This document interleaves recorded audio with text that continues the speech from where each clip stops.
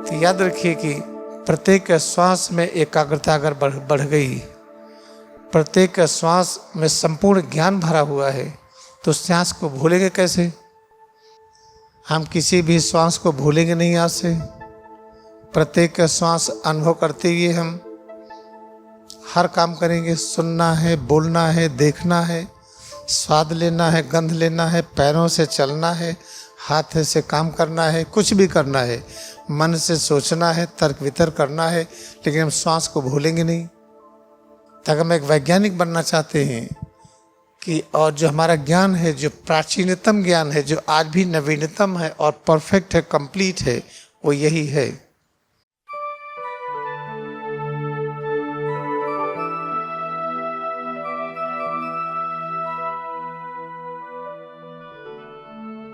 देखिए, जो आज आप पढ़ रहे हैं, इसको सदियों पहले कबीर साहब ने इसे अनुभव किया था, इसे शिक्षा का और बताया भी था, और बड़ा मशहूर है उनके लिए। वो कभी वो कलम और कागज़ नहीं छुए, स्याही नहीं छुए, लेकिन जो हर वाक्य बोलते थे, उस वाक्य पर प्रोफेसर लोग पीएचडी करते थे। तो कौन सी पढ़ाई थी? चलो हम मानते हैं कि किताब में हम आपसे कहते हैं कि भाई योगी कथामृत, ऑटोबायोग्राफी ऑफ योगी पढ़िए, होली साइंस पढ़िए, साइंस ऑफ फूड पढ़िए। हम कहते हैं, क्यों कहते हैं? क्योंकि आपको हमारी बातों में विश्वास नहीं है। जो सिर से लेकर पैर की अंगुली तक, इसमें जो भी अनुभव करते हैं, जैसे चल रहे हैं हर कदम पर, इसमें जो अनुभव होता है, उसमें योगी कथामृत जो है लिखी, कल्पना करिए उससे 1000 गुना अधिक इन्फॉर्मेशन ऋषियों मुनियों के बारे में, जब से सृष्टि हुई है आज तक और वर्तमान से अंत तक कल्पना करिए कब तक सृष्टि चलेगी। कितने ऋषि मनीषी होंगे, कितने परम ज्ञानी होंगे, कितने अवतार होंगे, कितनी शिक्षाएं होंगी, जो सिर से लेकर पैर की उंगली तक अनुभव करते हैं, इसी में सब है। लेकिन चूँकि बचपन से किताब खरीदते आए हैं, जैसे स्कूल में गए, किताब खरीदे, कापी खरीदे, ये खरीदे, वो खरीदे, तो दिमाग में बस गया है जो किताब में लिखा है वही ज्ञान है। और सोचिए, जो किताब में लिखा है, कौन लिखा है, कहाँ से लिखा है? अंदर की ही भावना को तो व्यक्त करने का प्रयत्न किया, और व्यक्त करने का तरीका क्या है? पेंटिंग। पेंटिंग के एक नियम बनाया गया। अगर हिंदी में पेंटिंग करना है तो आ है, क ख ग है, छत्रज्ञा तक। अंग्रेजी में है तो ABC है। ऐसे हर भाषाओं के अलग पेंटिंग है। उर्दू की अलग है, जर्मन के अलग है, जापानीज के अलग है। ये पेंटिंग क्या है? एक इशारा करता हम कहना चाहते हैं। जैसे हमें प्यास लगी है, अगर नियम बन जाए हमें प्यास लगी है, हम ऐसे कर दें, जिसका मतलब हमें प्यास लगी है। किसी देश में कह दे कि नहीं हमें प्यास लगी है, हम ऐसे करें, हमें प्यास लगी, इस तरह से हमने पेंटिंग की है। कोई कह दे नहीं हमें प्यास लगी, इतना ही करना पर्याप्त है। ये सब जो पेंटिंग है, जो लिखते हैं ना, ये पेंटिंग है। हम अपने आइडिया को, थॉट को, विचार को हम पेंट करना चाहते हैं। जब अंदर के निकले विचार को, भावना को, थॉट को आप पेंट करते हैं, तो उसको पढ़ करके कितना पाएंगे आप? तो योगी कथामृत इसलिए पढ़ना है, होली साइंस इसलिए पढ़ना है कि हमारा डिवोशन क्रिया युग में बढ़े।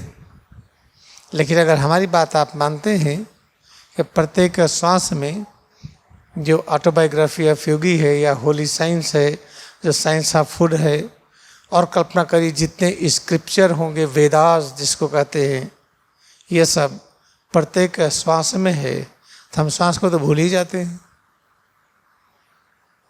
कम से कम उस समय तो भूल जाते हैं जब हु हा करते रहते हैं। जब खूब हंसी मजाक करते तब तो भूल ही जाते हैं। तो याद रखिए कि प्रत्येक श्वास में एकाग्रता अगर बढ़ गई, प्रत्येक श्वास में संपूर्ण ज्ञान भरा हुआ है, तो श्वास को भूलेंगे कैसे?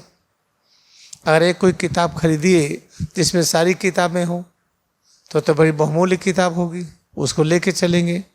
जैसे हम कहते हैं कि होली साइंस है, इस किताब में जानते हैं योगी कथामृत का सारा संदेश है, बाइबिल है, वेदास है, महाभारत है, रामायण है, रामचरितमानस है, गौतम बुद्धा की शिक्षा, महावीर स्वामी की, कबीर साहब, नानक देव जी की, कुरान, सब इसमें है। तो इतनी बहुमूल्य है तो इसको फिर भूलेंगे क्यों? लेकिन आपको दिखेगा नहीं इसमें। हम जो कुछ आपको बताते इसी में से बताते हैं। और इसकी और गहराई में आइए, हम किसी भी श्वास को भूलेंगे नहीं आज से।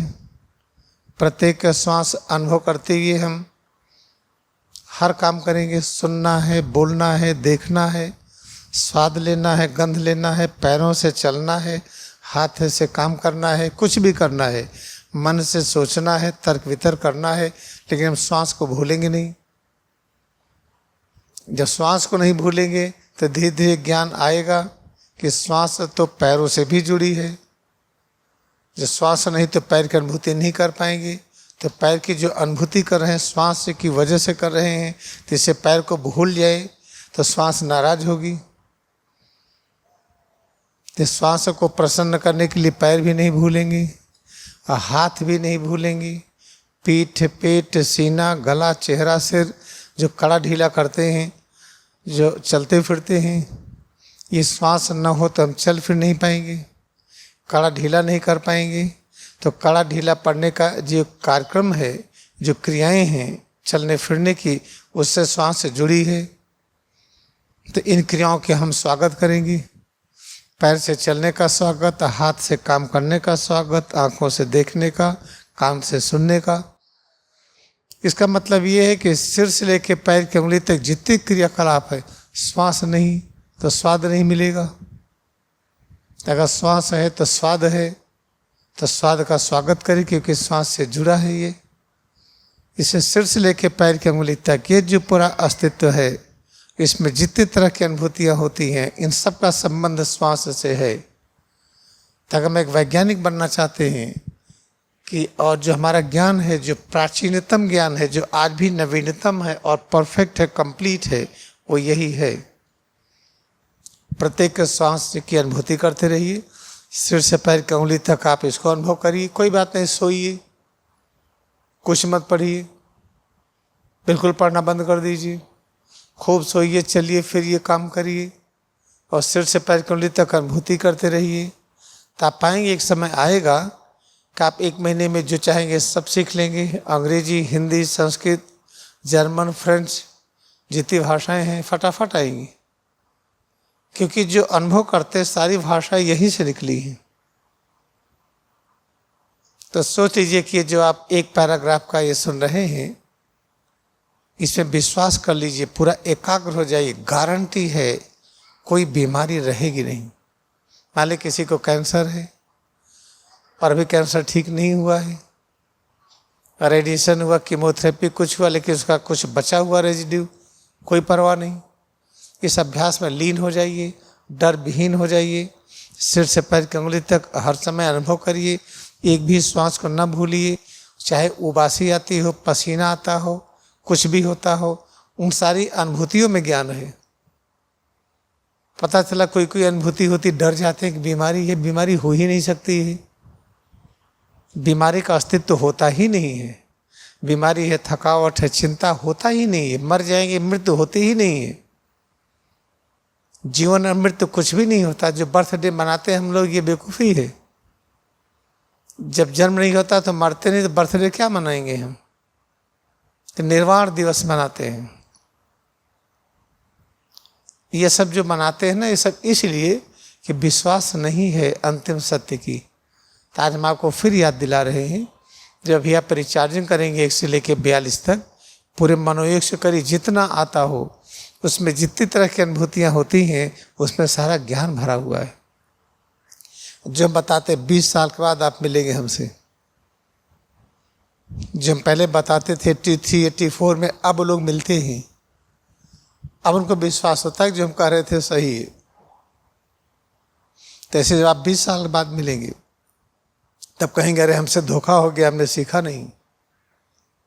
तो याद रखिए, आज इस समय से लेके कल सुबह तक, जब तक हम दोबारा न मिले, आप श्वास को याद करने का प्रयत्न करिए। श्वास के साथ साथ सिर से पैर की अंगुली तक इसमें एकाग्रता बढ़ाइए। जो परिवर्तन होता है, इसी परिवर्तन में सब कुछ है। जो कड़ापन, ढीलापन, हल्कापन, भारीपन, अरे चक्कर आ गया, इसमें भी है सब। अरे पसीना छूट गया, बैठ जा रहे हैं, अरे उसमें भी सारा ज्ञान है। इससे डरते क्यों हैं आप? चक्कर आ गया, पसीना आ गया, आप बैठ गए, वो जितनी अनुभूतियां सब ज्ञान युक्त है। वो आप बात मानिए तो हमारी। आपकी सुरक्षा के लिए पूरा मेडिकल कॉलेज हमारे साथ रहता है।